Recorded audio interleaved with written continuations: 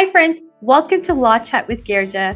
This is your legal BFF, Girija Patel. Thank you for tuning in. I am so grateful for every single one of you for tuning in and listening, because this is what Law Chat is about. It's a place for you to be inspired, a place for you to gain some more wisdom and knowledge about your industry, but a place also where you can receive mentorship through storytelling. Thank you so much. Now, I know that before we walk into this next episode, whether you're tuning in through your iTunes or through other form of a podcast, or whether this is on YouTube, I would love for you to share this information with someone else, somebody who is your friend, your family, a colleague, somebody in your community, someone who can really be inspired by this as well and benefit from the information and from the stories that we're sharing with you today. Law Chat is to help the community, is to boost the community, is to inspire the community. And I want you to help me to do that. So thank you so much for that. Let's get started. Hi, friends. Welcome to Law Chat with Girija. I have such a pleasure of having our next guest on Law Chat, Melissa Pancoast. We've talked a lot about money on Law Chat, but Melissa will help us understand why we can actually talk about it without the stress, and we can actually view it from the lens of joy and knowing that it is absolutely, one, essential, and two, it's an important conversation, but it doesn't have to be daunting. And so I'm so excited to have Melissa, all of her experience with us. She noticed these issues when she was a teacher, and after teaching, coaching, and working in education policy and graduating from the University of Oxford, where she went to graduate school, she studied financial behavior. And Melissa and I have had such an extensive conversation before this recording. And we just had such great stuff. I'm like, no, we have to stop and start this recording again. And she created the economic strengthening workshops to address financial weight that families feel. And today, she is the founder of the Beans app. It's also being used in helping people all around the world. And I just cannot wait to learn more about it, get some tips from you, and also learn about your journey. So welcome to Law Chat. Thank you so much for having me. I'm really very happy to be here. Oh, Melissa, it's been such a pleasure to just literally we just met, and I feel like I could talk to you probably for hours, and I can really myself back in. Yeah, no, I'm going to come visit. It's going to be great. Absolutely. Are you now located in the States, or are you? Yeah. Nice. So we're headquartered in the Bay Area. So we're in the Bay Area, and then we also have some employees on the East Coast, some teammates on the East Coast as well. Nice. Okay, the Bay Area is truly beautiful. So beautiful weather. Beautiful weather. It's special. Nice. So Melissa, tell me, how did you get into the world of finance and financial wellness? My goodness, it's so funny to me because the world of finance, I think I'm in the world of finance because I entered the world of financial stress. And so it's, how do we solve this problem of financial stress? And just to take a second on that, it's financial stress is the number one cause of stress in America. Yeah. It's the longest running top cause of stress in America. It costs our economy $4.7 billion a week in lost productivity. It's enormous. To put it in some specifics, I imagine, since it's the number one cause of stress, that there's at least a handful of folks who hear this podcast who feel it in their own lives. Mm-hmm. Financial stress damages our physical health, our mental health, our relationships. It contributed to heart disease, reduced sleep quality, all kinds of stuff.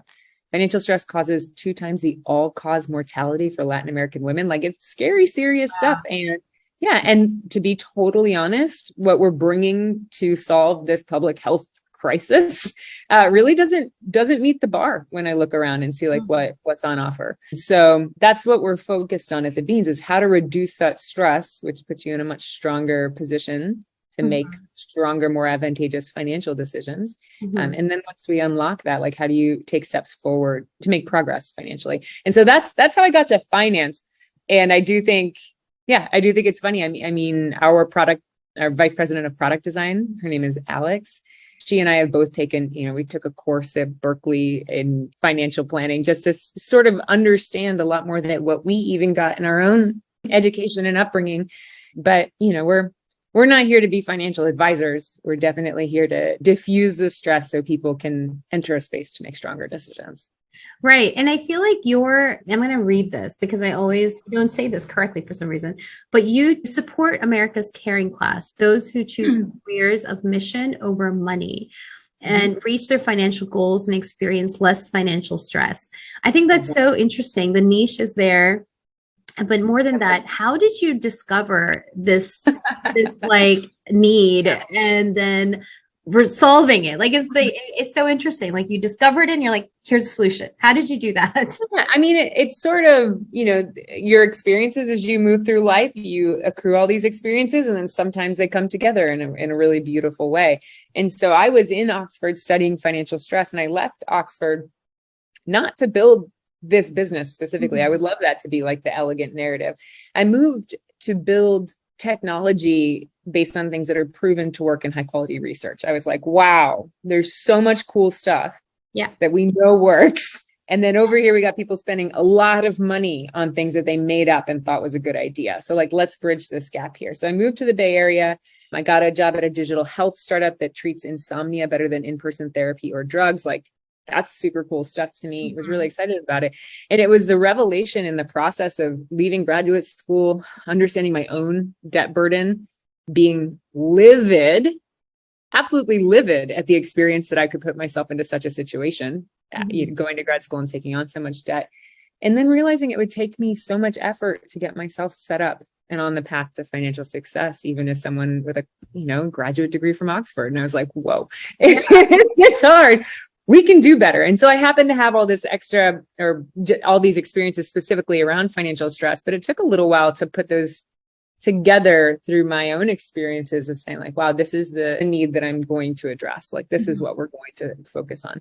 And then for audience, truthfully, I mean, we started out and I was like, millennials, like we will solve financial stress for all of the millennials, which is incredible. Millennials were a super hot market at the time, and bless us all, millennials.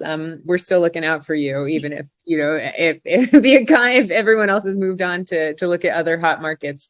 But I think in the process of doing customer development and interviews, we talked to a ton of people, and the folks who responded the most strongly to what we were saying were the teachers and social workers and government and public employees. And I think there's a lot of reasons for that. I think one of the reasons is that our entire leadership team are former teachers, former educators, which is highly unusual for a fintech company.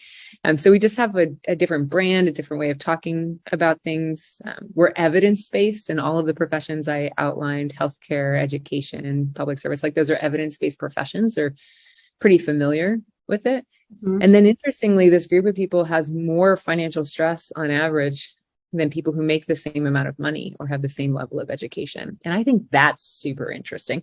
And so we just discovered it. We talked to literally thousands of people, and then noticed a trend and said like, wow, let's go in this direction. And since then, we've learned a lot about the market dynamics of that audience. It makes it more and more and more compelling for us to really focus there. So definitely, I mean, I wish I could be like, oh yeah, well, clearly, like, I started out as in Teach for America. So then I knew that teachers needed this. What I knew in Teach for America was that everyone around me was financially stressed out. And that's what sent me to Oxford, to focus on that. I think it's incredible. Your experiences stand out, but then also what you've done with that to bridge the gaps that, where you're like, man, those are pain points. And now I need to fix this pain point. When you were doing your research and development on that, and you were talking to thousands of people, how did you talk to thousands of people? Because that is a huge, R&D is huge. And R&D, a lot of companies have a lot of money allocated in their budgets for R&D. But I feel like it's very hard at times unless you're spending thousands of dollars on R&D. So how did you have the thousands at that time? How did that happen? It's such a great question, because I think for a startup, we've been around for a little while. And there's a couple of dynamics that go into that. When I started the business, there were not that many women starting businesses. There were not that many women investing in businesses. And there was not very much venture money flowing into women-founded businesses. Unfortunately, there's still only about the same amount of money flowing into women-founded businesses, especially as a proportion of overall dollars. But that's all just to say that, we never raised a whole bucket of cash. Like, we didn't have a lot of money to go on. So the team was small. And I, coming out of a public policy and education background into a research background, talking to people is just a thing I'm very comfortable with. And I think that that's actually one thing that I've noticed is that I don't know that all founders are very comfortable talking to their target audience. I think they're super comfortable talking to their friends and peers, but like if you're, it's, I think, really important if you're going to serve a group of people, which is not where you are today. So I was a teacher, I'm not a teacher today. So I need to spend a lot of time with that audience to make sure that the things we're building are on point. But anyway, I think it's like some combination of not having a lot of money, which meant we had to be very scrappy, and it's very inexpensive to talk to people, right? I mean, we built beta prototypes and alpha prototypes and did all kinds of, in-person work. We would go to Atlanta and present the beans to classrooms or schools full of educators and I love that. groups of healthcare workers in Michigan, and just get as much feedback as we could.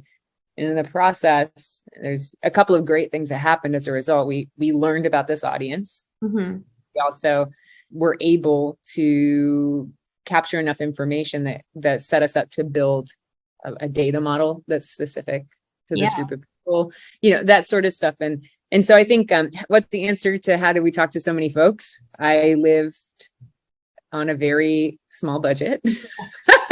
My husband was very indulgent, I think, is like, we're still not, but like weren't making very much money. But the fact, I think I spent like a whole summer living in a house with some collegiate boys in Grand Rapids, Michigan, right? Like I just rented a room in a house for a summer and spent time in Michigan talking to people. And I don't think that that's usually the path, because there's definitely an insistence on speed. Yeah. We've always worked to go as fast as we can, but we didn't have a ton of money. And so we took the time, I think I love that, because I think, for a lot of us that are starting or maybe midway are trying to diversify our businesses, and we're just kind of like, where do we go for research? So getting scrappy is key. And then, like we were talking before, asking the questions, the confidence to ask those questions is key as well. And I feel like what I'm hearing is that you actually went to the locations where there was a concentration of your target market. Do you want to hear the whole story? So here's the whole story, which is I've known from the very beginning of building this business that data would be a big piece of it. So I'm a quantitative scientist from Oxford. I also have I studied political science in undergrad, but I have a quantitative equivalent of that as well. So definitely love data, but also appreciate that the biggest complaint in the space is that the data is always wrong. And so while sort of the ecosystem, the tech ecosystem is like, this is a solved problem. We label all these transactions. They're great. The audience is saying like, but they're wrong, right? So it's not great. And from a behavioral perspective, the most important thing for us to do is to mirror reality to people. And so if you're sending messages that are incorrect, you are breaking your trust with the user. You're not promoting their ability to make positive change. And you're probably pushing them off platform because you're causing them pain, telling them scary things that may or may not be true. And so we tackled that data problem first. That's all we focused on. I'm really, really proud of the team to say we just got our first patent granted. Oh, congrats. Thank you. We can talk about that too. And when I went to Grand Rapids, Michigan, I was in the stage where I was looking to serve millennials. I wanted early career educated millennials. We call them muses, middle income, urban centered, single and employed. Like that's who we were focused on first. And Grand Rapids is the place in the US that had the fastest growing rate of educated millennials in the smallest footprint. So a place I could like go and wrap my arms around and like make a dent in. And we got a couple of zip codes worth of data for free from one of the aggregators. So we could like put that together and see what we could learn.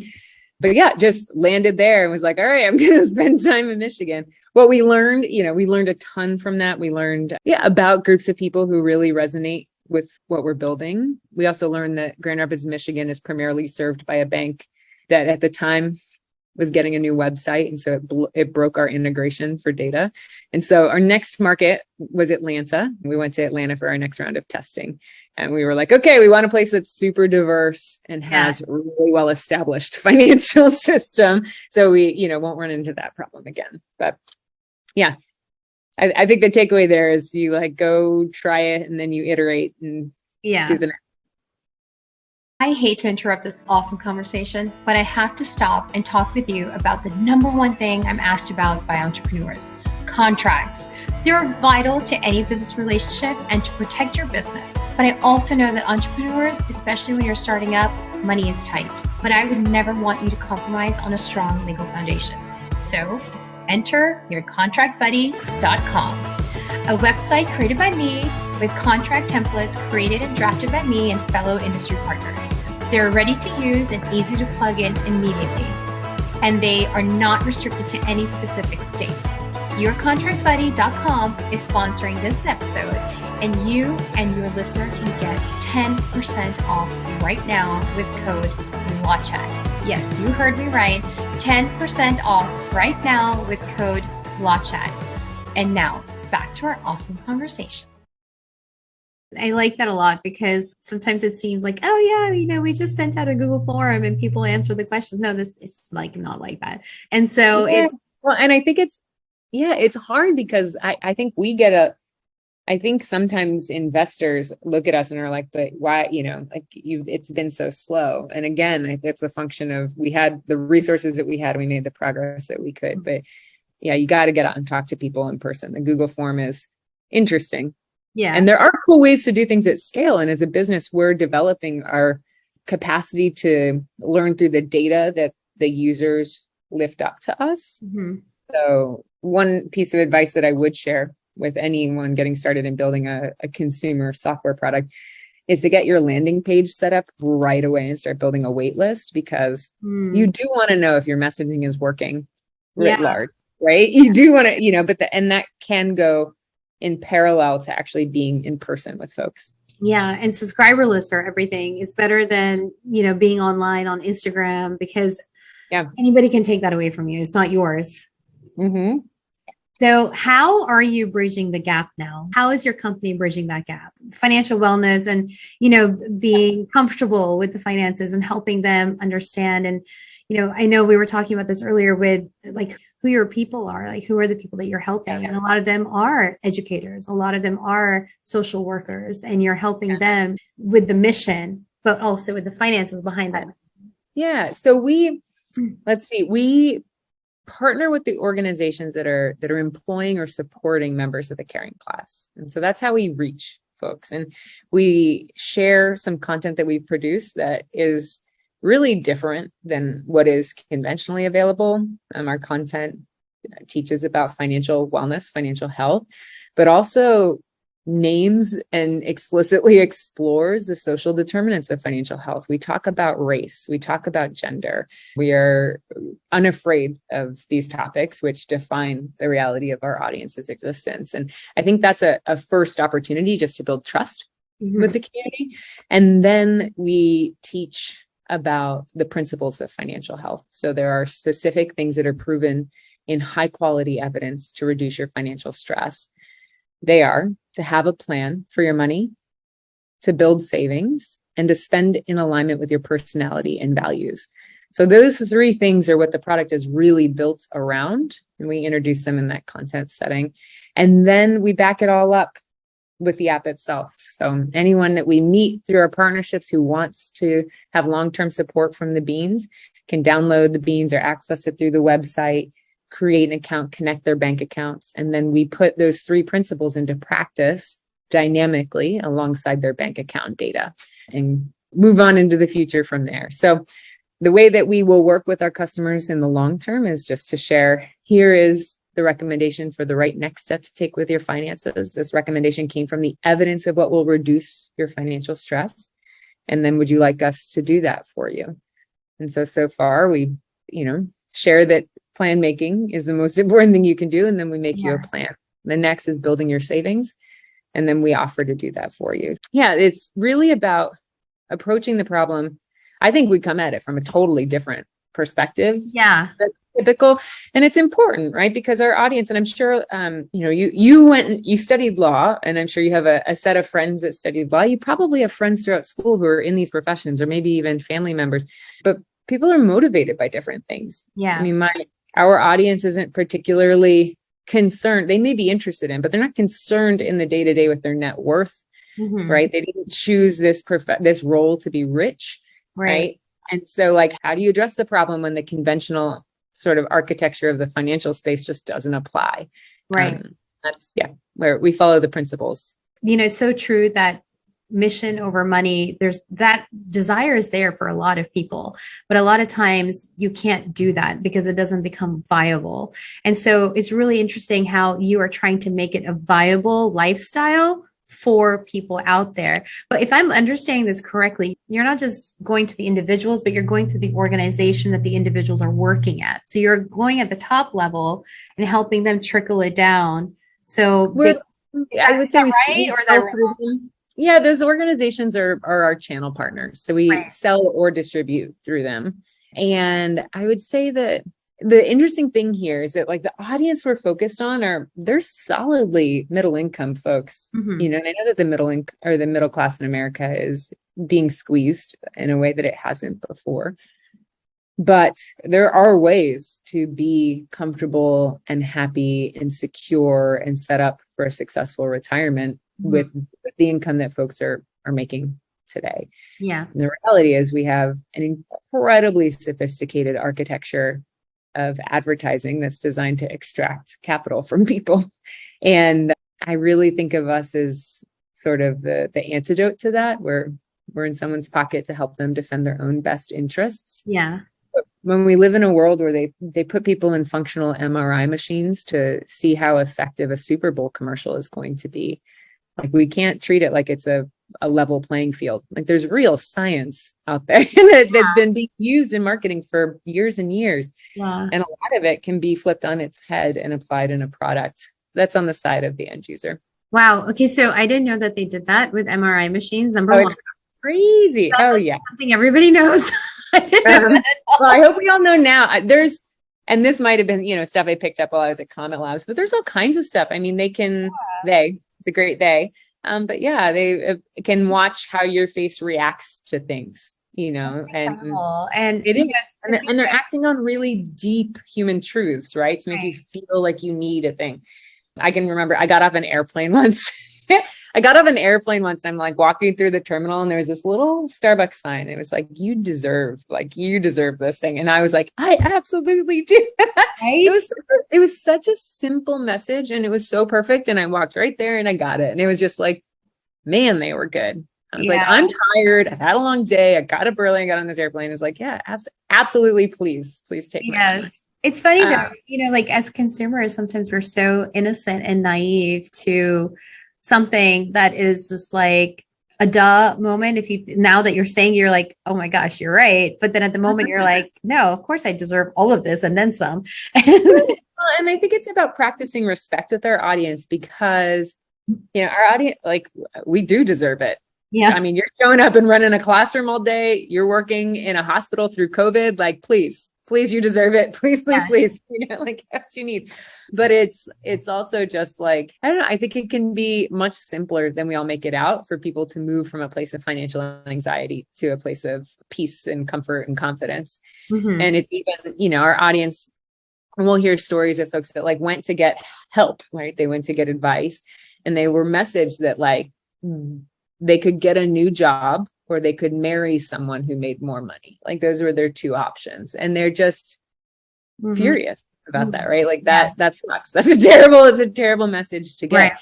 Right. And they, maybe go to a website that theoretically has all the answers, but they're tired, right? They're like exhausted at the end of the workday in a way that a lot of other professions aren't. And I think, if you want someone to read a huge wall of text about how to optimize their savings, like, it's just, it's too much. Yeah. So how do we make it really simple and digestible and accessible? And your app does that. Yeah. And then go with you into your life to continue to nudge you towards making the most advantageous decisions. And, we're a small team, right? We do incredible things with the resources that we have today. And there's a ton more that we can do. That's incredible. And so, I like, of course, having a plan of action. You have to be intentional. You need to have a game plan and then having savings. But then after that, savings is spending in alignment to your personality, you said, and value. And So what does that mean? Isn't that incredible? So old school financial advice is that every dollar is equal. It's utility theory, right? I mean, you and I probably both have grown up with this, right? A dollar is a dollar. And the reality from some research out of Cambridge and Stanford is that actually you get more utility when you are spending in alignment with who you are. And so I think this is super cool stuff, because if you like take it a few more layers and think about how like you get money because you showed up at work. You traded your time and your ability for this money. And then you get this money. If you spend it on things that make you bigger in the world, you get more joy. So when you're buying things from people that you're aligned with, or you're spending it on things that that reinforce your personality, you get more per dollar, which is super cool that we can actually juice what we're already making. And it's exciting too, because being able to talk about values, like we're not just talking about it for a brand thing, even though we truly do care. We're talking about it because it's evidence-based to really matter. Yeah. Our audience is tithing, right? They're contributing to charity, significant sums of money. Yeah. And so, okay, that's awesome. Let's celebrate and champion that. That's super aligned with your personality. If you can create the space to tithe 10% a month, amazing. Let's create the space to save 10% a month. Looking at the whole picture holistically, which is what the plan making piece gives you, is what enables you to say like, oh, okay, like here's how much money is going here and here and here, and what's going to me, like what's going to promote my security and happiness and peace of mind as well. Yeah. So do you suggest, and I'm not even comparing this to Profit First, if you've ever read the book, but it's this, I don't know if you've read it or not, but it's like the super popular concept behind when you get money in, the way you allocate the money should be done immediately and not just a lump sum coming in and you're just kind of here and here and here. Like there's no plan, right? There's no game plan. Yeah. And so it kind of reminds me of the fact that you're also kind of saying similarly, you have this ideas of this is how you're going to be spending your money. This is where it needs to be spent, want to be spent. And then savings is part of that as well as an element. And then spending in alignment with who you are. And I love that joy is part of that, because we have the old school thinking is that joy is not even a part of the equation. Like it's not even here. Yeah. Not only that, they're like, they categorize the places where we would have joy as this like concept of entertainment. Like, such a weird word, like when you sit down or when you go to a movie with your partner, like, are you doing it to be entertained or are you doing it to like spend quality time together? Right. You just like the whole thing doesn't fit us, but you're right. Joy. Like we get up, we go to work, we deserve to experience joy. That should be a part of the whole thing. I love that. And because and also joy is so different for every person, somebody's joy might be to go buy a book. And so they're getting a lot from that book. Whereas somebody's joy might be to go see that movie or watch Netflix. And so that money is well spent for them. And as opposed to just seeing actual tangible metrics, so you know what I mean? Like, I think like old school thinking is, well, what is this coffee? You will absolutely, you're going to get joy from paying off your debt. And the thing is some of our members get joy from paying off their debt, right? Yeah. And that's awesome. Yeah. Awesome. And I think actually anyone who gets into that flow and starts to feel successful at it gets some joy from that, from moving towards freedom. But it's so easy to positively reinforce people for doing things that are great for them. And that is completely missing from the entire financial ecosystem today. Like when I check out at the grocery store, I want a text message that's like, great job, Melissa. You stayed on plan. You know what I mean? Like I want a high five. I want to be positively reinforced for all the amazing good decisions I just made. Cause it was hard. Like it was hard to not buy everything I wanted. Right. Like why? Let's do that. There's so much. So I actually love it because your system gives permission to people to spend the money in the places that they truly feel they want to spend money, and not frivolously, but intentionally. And so I think that makes such a difference. And the grocery store aspect, you may want to hit up HEB because they probably would do something like that, where they would send a text message to all their consumers saying, good job, you spent really well today. Did it. Yeah. I just think there's so much possibility to reinforce people positively. Yeah. And our whole financial system is, frankly, it's just kind of punitive, and like, I think as a population, we're evolving past that. And like, we want more. And, well, I think this app is so cool, and I really encourage everyone to kind of look into it as well, because I feel like sometimes, I know for me personally, money it is stressful. The conversation sometimes with any relative or husband or, other relationships that you might have, it can be a stressful conversation because sometimes people's values don't align. And so because of that misalignment, and not that it's wrong misalignment, but you just don't necessarily value the same thing at the same way. Yeah. That can cause issues. And so this. Oh yeah. Cool.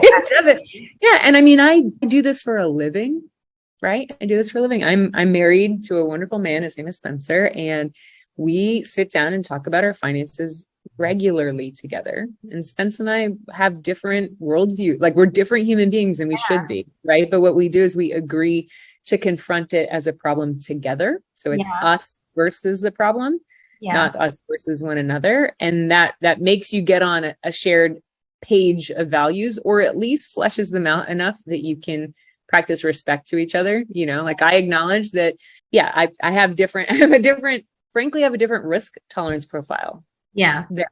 Than most people. I mean, that's the truth for entrepreneurs. I can practice love and respect to my partner when we talk about, our finances and what our ambitions are, and, get on that same page together. But I think that, like, whether you're in that conversation with a partner or just in it with yourself, the first thing is, like, we've got to cut through the shame, right?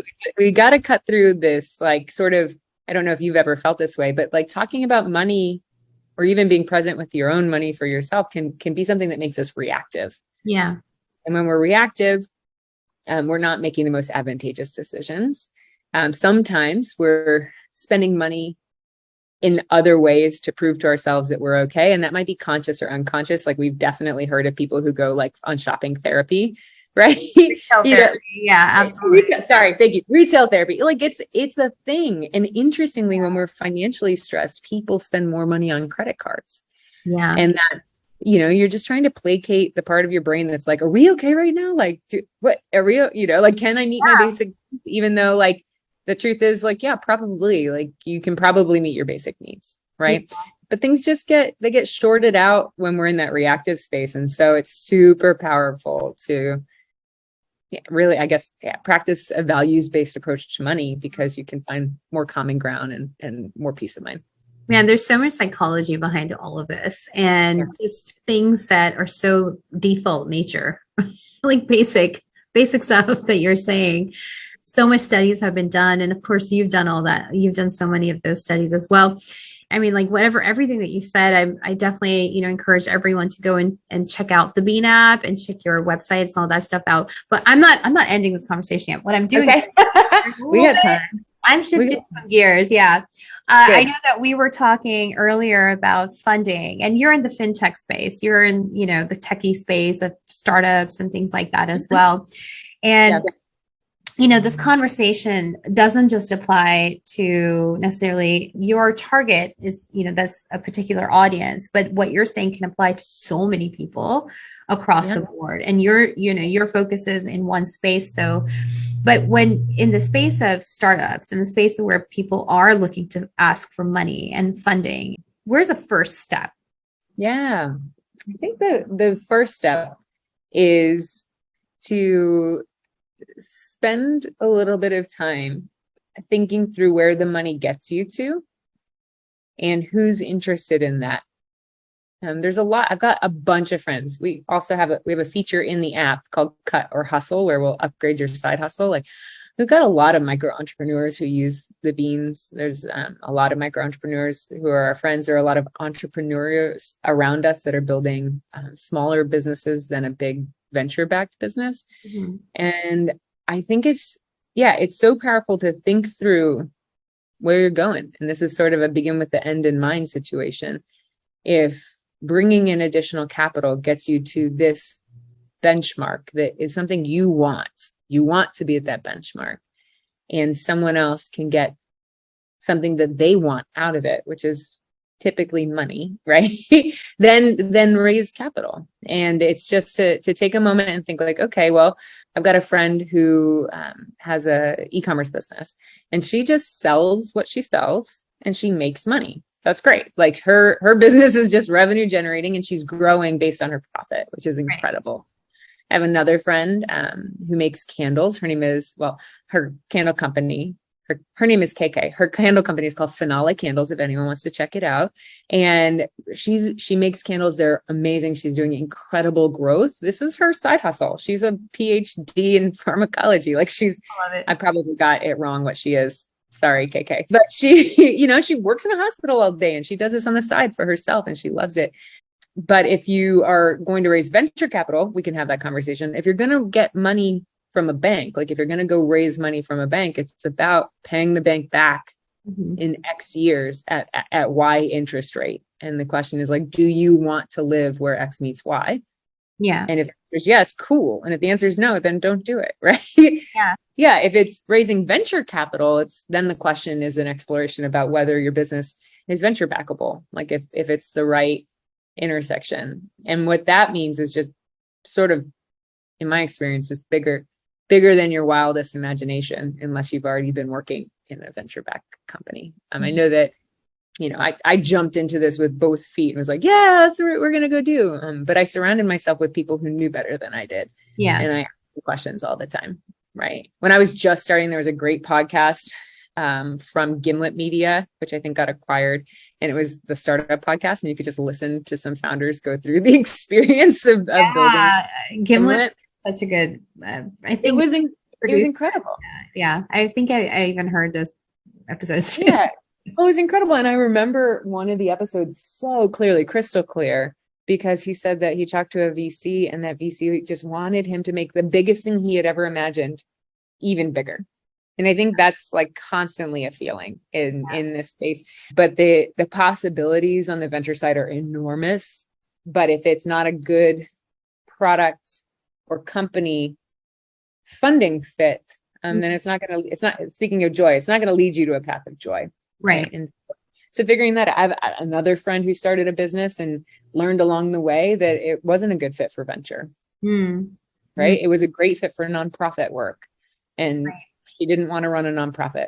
And so she's doing something else now. Right. It's just like, it's being really clear about where is that capital going to take you and is it what you want? Right. Because it's really important for you to be running this as opposed to it running you. And So, from the legal perspective, when I am talking, and these are very high level, generic conversations, these are not one-on-one client conversations.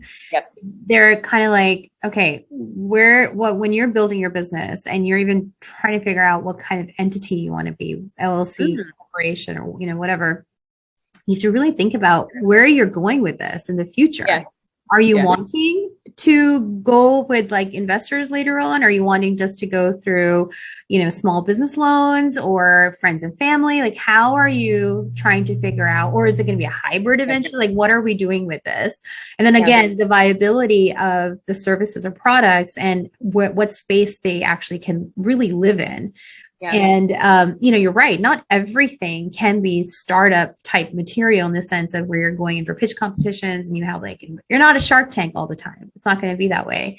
And so do you have any, I know you gave us such great examples just now, but just in general, when somebody is trying to do those initial assessments on their business, do you have any tips on some things that they can actually think about while they are trying to figure out and navigate the way?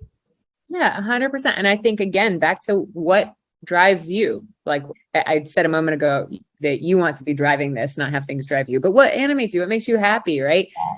I moved to Silicon Valley to learn how to build this business because at that point in time, there were not the startup ecosystems that there are all over the country today. Right. It didn't exist. There were not venture capitalists that I could go. I mean, there probably were a couple, but they weren't as prevalent. There weren't machine learning engineers that I could, scoop up and partner with in every town. And now, I mean, my hometown in Florida is blowing up right now. It's incredible to see it happen. And so I think I followed a very prescribed playbook. I went to Y Combinator. I was like, I mean, I used to sneak into the Y Combinator classes at Stanford and just listen to them. So that's the original path of how I learned a couple of things. But they have it all online, and you can join their startup queue if you're interested. And they have a very, very consistent and clear way to organize your business when you're starting out. And it is in alignment with what they exist to fund, right? They're saying, here's the recipe, but it's a recipe for my cake, right?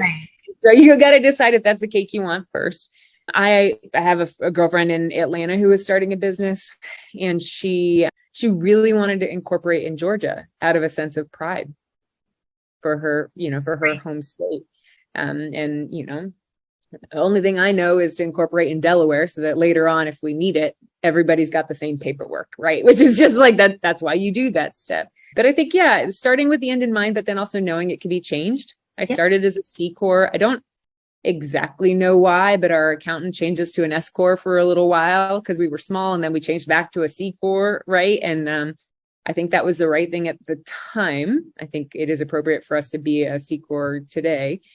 But that kind of goes back to the two threads that we've been talking about, which is being unafraid to ask the question. And then maybe the next side of that is like to build the community around you where you can get the information. Yeah. Right. LLC is the right format for some things, right?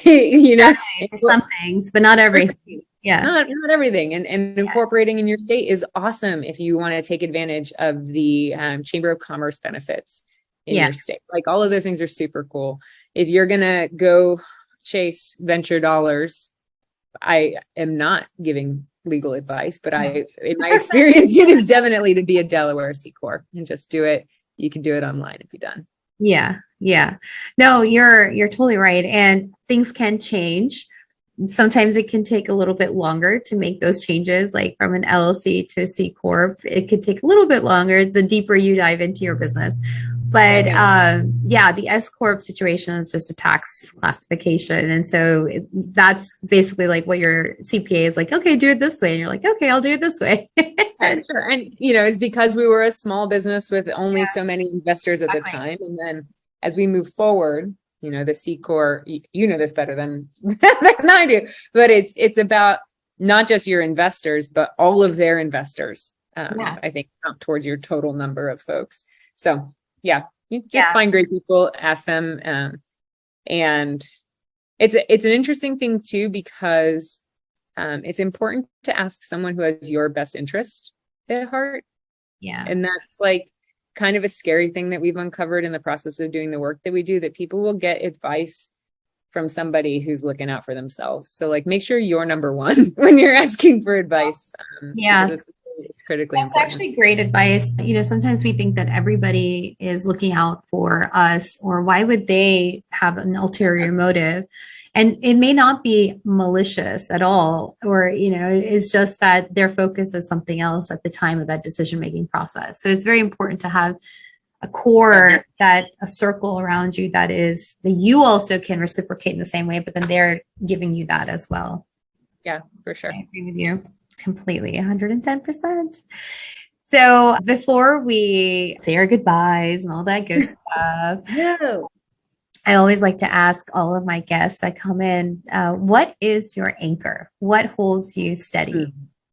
I think that the answer to this question is a deep confidence that I have whatever I need to figure out whatever I'm facing. And there are some moments when that gets a little shook. But I think that, that the confidence that regardless of what we're in, I can find the people who can help me answer the question. That does a lot to keep me anchored. And then I've got to give more shout out and more love to my husband, who is an incredibly strong mountain in my very tumultuous sea of startup building. I appreciate him incredibly. I love that. It does take a great partnership to move forward, even if you're not all doing the same thing. So it truly can be our make or break process. Yeah. I mean, I was going to go on another tangent. I think so the question is like, what anchors me, right? What inspires me is definitely like the movement that we're making here and the audience, but like the thing that keeps me steady and solid is definitely that belief in my partner. Yeah. I mean, honestly, like I asked this question because we all face, as entrepreneurs, we all face moments where we want to give up, where we're like, why are we doing this? Like, we don't even see the outcome the way we're supposed to see the outcome. Yeah. And it's interesting because everyone has, sometimes they're similar in nature, anchors, but a lot of people might have different anchors. And it's the idea behind that is just that, one, we all face chaos. And we feel like sometimes we're just part of that tornado and just going round and round and we don't know how to stop. Yeah. Then two, is that we all need an anchor to know that it's going to be okay. And also to know that the wind might blow me right, but I'm still holding on tight here. Yeah, I'll be truly. back. And I think it's important. I sat across from someone at dinner a little while ago who had just sold his company. And in his mind, actually, he hadn't sold it. I think he had just exited it, like left it to his co-founder and was going to do something else. And like that, the stopping is not a thing that we talk about enough or like give space to. But it's something I think you have to have like a really healthy relationship with, which is like, again, back to am I driving? Am I in charge of the day-to-day decision that I want to be doing this? Yeah. And for me, fortunately, like I absolutely, I love what I do. There are definitely hard points in time. There have definitely been moments where I was like, is this the right use of my time? Right. But I think we have to normalize and make it safe, because a lot of people are like, you just never give up. Like that's the path to success. Yeah. And that's not true. I mean, I've definitely not given up many times, which definitely will help us be successful. But I think it's, you just got to make the right choice for you and be honest with yourself about it. Clarify. I mean, by giving up is not giving up on, like, the exit strategies need to be part of your business, especially if you're doing the whole startup scene. And even succession strategies need to be there too, if you're in a family business, or even if you're not, but having those in place and having a plan of action again is important. What I mean by giving up is more like just saying, okay, done with life, and in a way you're like, I'm just so over it. I'm just going to sit and do nothing. And that might be a choice that might be really healthy at some point in time for your wellness. And taking rest is very important also.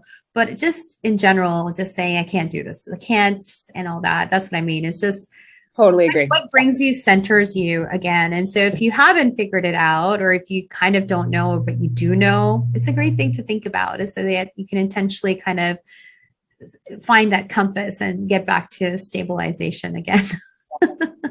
Completely agree. Melissa, it's been so nice to talk to you. Tell me. I'm so happy to have been here. Thank you so much. So how can people connect with you? How can the listeners? My goodness. Yeah. Follow us. So follow The Beans on Instagram, LinkedIn, Twitter. You can follow me on any of those places. Well, let's share the handles if that's okay. Absolutely. Share the handles, and I'm going to put them in the show notes as well. So share. Amazing. Yeah. So follow us. You can also, drop me an email at melissa@thebeans.io if you've got a question. I'd love to hear from you. And I think also, if you are a member of the Caring Class or work to employ or support members of the Caring Class, like we would love to connect with you. Houston is actually going to be active in Houston next year with a bunch of teachers. And we would love to serve all of the teachers of Houston. So be in touch. Yeah. Love that. And everything will be in the show notes as well. And even the link to the app. So that way we can really connect with you. Melissa, thank you so much for being on Law Chat. Thank you so much for having me. And thanks for doing what you do. I think it's so important to make these things that have historically been like really masculine and really scary and really complicated accessible and more fun. So thanks. I appreciate that. Thank you. Thank you so much for tuning in to this week's episode of Law Chat. I hope this was super beneficial to you. I really enjoyed sharing this information with you today. And I have to ask you for a favor. Like I did in the beginning, I'm going to ask you again, please share this with your community, whether it's a friend, family, or another colleague, or someone else on your Facebook or Instagram or other social media spot. share this, subscribe, and stay tuned for other episodes coming in so you are always up to date. But then also take another moment and share this episode with your community, because when you share it with everybody else, not only are they benefiting, but also the information that I'm sharing is reaching out to more people, because at the end of the day, we want to rise together with our community, and I can only do that with your help. Now, I am so grateful for you. I'm so grateful that you tuned in, and I want to hear from you as well. So shoot me a DM on Instagram at GVP Law or at Law Chat with Girija. I would love to hear from you. I would love to also hear what other episodes that you would like to hear about, topics that you want to hear about, and also just connect with you. And thank you so much for tuning in. Until next time, cheers.